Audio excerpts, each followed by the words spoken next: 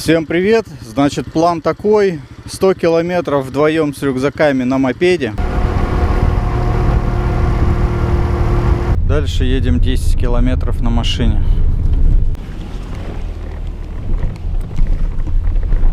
И дальше пешочком. Примерно полчаса-час.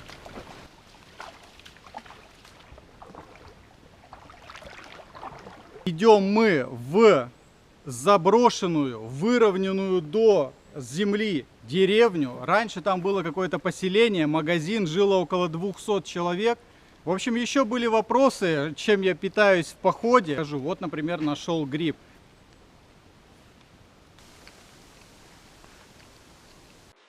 Ну, на вкус такой свежий прям. Свежий гриб. Ну, только сорвал, конечно, свежий. В лесу голодным никто не может остаться. Шляпконожный грибовик. Так, сориентирую, значит, вообще, где мы находимся и куда мы идем. Значит, вот эта желтая дорога направо, это на Сыктывкар. Налево это на Емву. Емву вот она здесь уже рядышком. И, значит, от центральной дороги, от этой желтой, мы, значит, едем по лесной дороге. И по ней мы движемся. И в центре кадра вот этот остров. Раньше здесь была деревня, какое-то поселение. А теперь информация, которая осталась в единственном экземпляре на всей планете Земля. Вот я показывал по карте, с этой дороги, с этой стороны мы пришли. И теперь находимся примерно в этом районе. Вот так располагались дома этого поселения. Вот это стояли 4 барака. К это был клуб. Угу. К вон тут контора написано. Б баня. М магазин. Угу. П.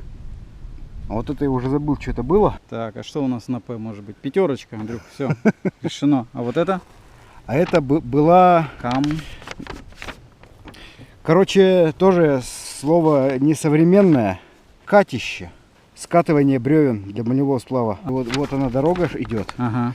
Мы отсюда зашли, где-то мы сейчас вот возле конторы. А вот тут были бунты, я так понял, это место, где их хранили. Человек, который, да, родился вот здесь, передал такую вот сведения, то есть воспоминания из детства, где что находилось и стояло. Ага, а в каких годах? Слушай, ну там, если человеку сейчас уже скоро 80 будет.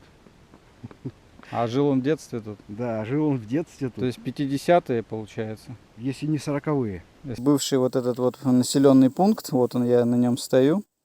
И вот он, где находится относительно Сыктывкара и Емвы, относительно от дороги где-то в 15 километрах. Вот посмотрите на масштаб.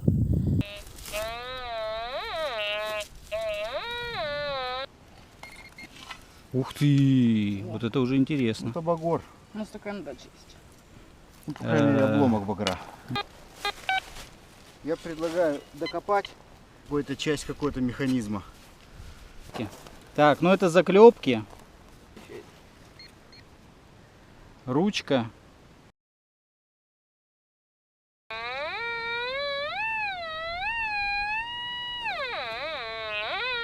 Так, еще одно доказательство, что действительно здесь был какой-то населенный пункт. Это вот кирпич, скорее всего это была печь. И плюс у нас ловит сигнал здесь еще какую-то находку. Вот он. А вот она, железная. А, она прям... Нет, это что-то нет, не то. Какая-то свернутая железка. Самолетик. Самолетик. 40-х. годов самолет. А у нас находка, кроме банок. Тут еще есть вот что-то. Вау. Какая штука. Так, на этот раз какая-то штука. Металл обтянутый пластиком. Вот он, обтянут пластиком. С слоями идет, и это походу свинец какой-то. А что это может быть такое? Батарея. Так, ну и вторая часть, которую нашли на этом же месте, это какая-то медная штука. То есть это действительно был какой-то, типа как аккумулятор. В общем, отдел электрики зашли. Идем в ту сторону, где были бараки, жилые здания. Ага. Здесь был какой-то сарай или что там такое, какой-то забор. В общем, какой-то щит из досок был. Где вот этот лес. Вот это вот поляна, это здесь стояли эти бараки. Находка, костыль.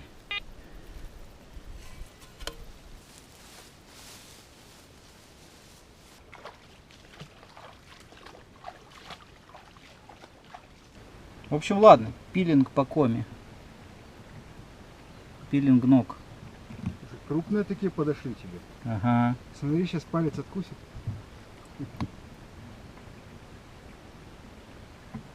Ух, какая. Замалек. Пескарь какой-то. Вот, и все, отпускаем давай, пока не подох. Ага. Все. Ну что, принесли, значит, на ночь пару вот таких вот полешек, чтобы они дымили ночью. И сейчас снимаю верхнюю часть, вот это вот мох убираю, чтобы он случайно от искры не загорелся. Всё.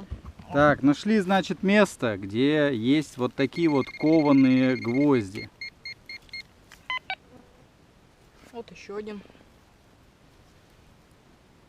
Так, ну что, нашел какую-то большую железяку. Так.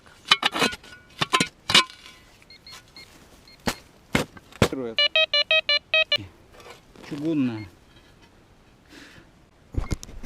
Кстати, да, если здесь плита, кирпичи, то значит здесь была печь, и на этом месте стоял дом. В этом месте, вот там впереди, ямка. То есть, возможно, это какой-то погреб дома был.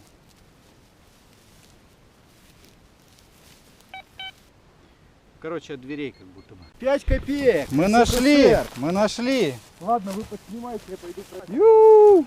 Монета! Нашли! Вот такая монетка. 5 копеек. СССР. 1946.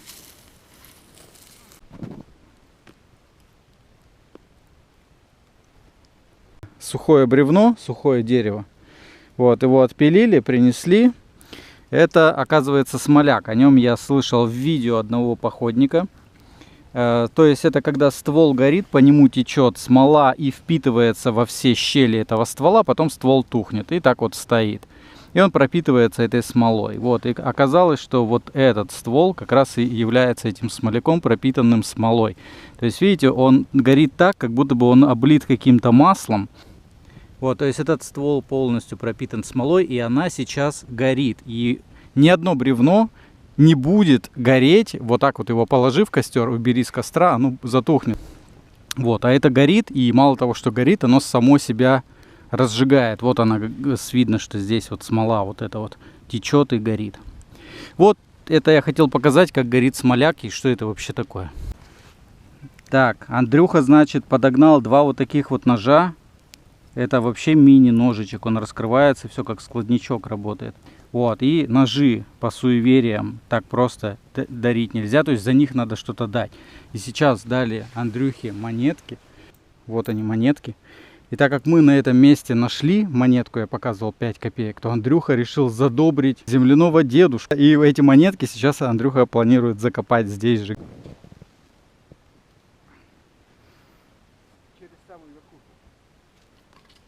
Антенна длиной 11 метров. На короткие волны диапазон 40 метров. Вот они между собой общаются. А, это просто частные люди какие-то, да? Да. Ну давайте поздороваемся со мной хотим. Ну, а если в городе подключить также с антенной, тоже можно услышать их? Тоже можно, но помехи будут мешать. Тут можно и другой континент поймать, и что угодно. Так, Вот окей. слышишь, сейчас тут? Слышишь позывные?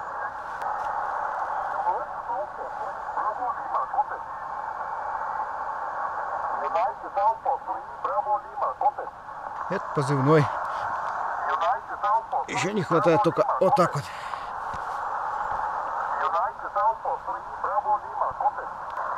Это радиоспортсмены, они устраивают между собой связи межконтинентальные. Ага. То есть это, представь, без всяких дополнительных спутников, ретрансляторов и прочего. То есть от точки до точки идет связь. И они вот... Повернемся передом. Радио Ульяна 9, Ульяна Сергей. Анна Люба 38, добрый вечер. Да, здравствуйте. 5-9 киловатт Елена 23. Киловатт Ответил Елена, ему с другими позывными. Ага. Это радиолюбительский диапазон. А дальше за ним сразу китайцы. Так, ну что, под интернациональные станции, радиостанции мы сейчас будем готовиться ко сну. Вот, и перед тем, как пойти спать, бахнем сигнал охотника.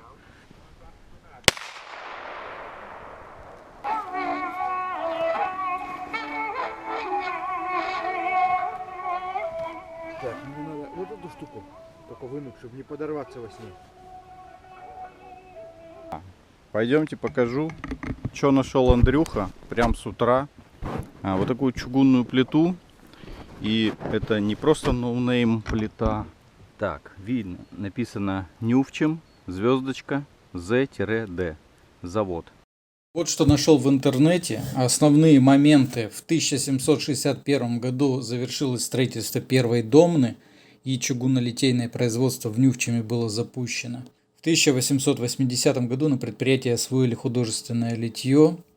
В советские годы предприятие с переменным успехом продолжало выпуск литейной продукции военного и хозяйственного назначения.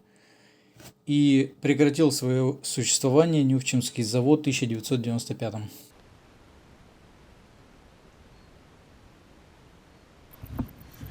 Это от печки. Вот это какая-то шайба. А это как будто бы полумуфта. Вот, и расческа пластиковая. Часов, что ли? От часов, думаешь? Ну да, что-то похоже. Короче, Димон начал копать. Выкопал первое, это вот колечко от лошадиной Упряжки. Ага. Туздечки. Ага. Потом Димон выкопал Вау. монету.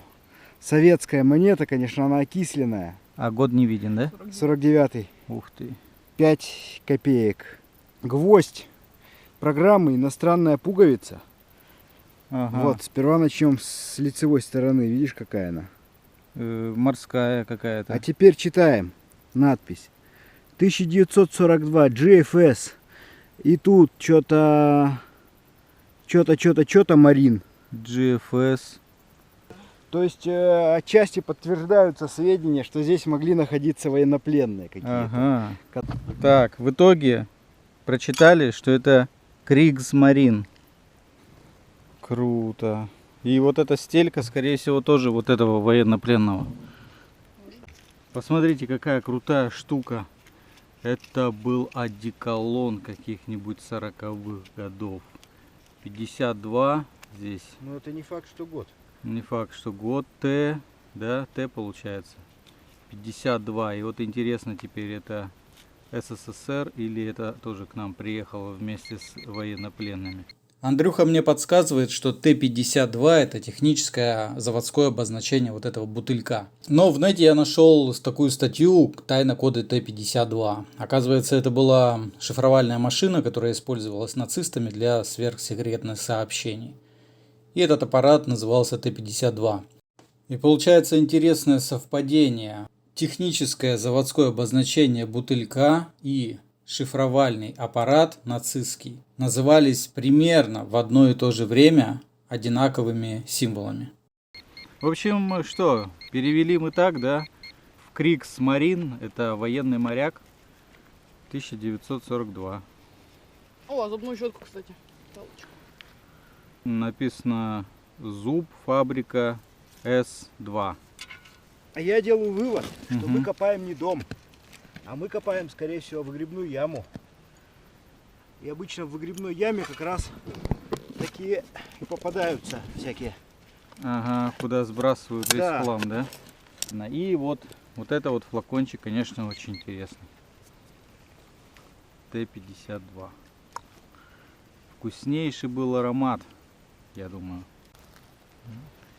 Форма для выпечки. Так, сохранность. Вся заржавела, хрустит. Так, это наше место. Оставляем здесь наши раскопки. Все засыпали. Вот, уходим. Ох, какая холодная. Так, это Сордель впадает в Кылтовку. Вон там Кылтовка. Это мы идем по Сорделю. Рыбки плавают.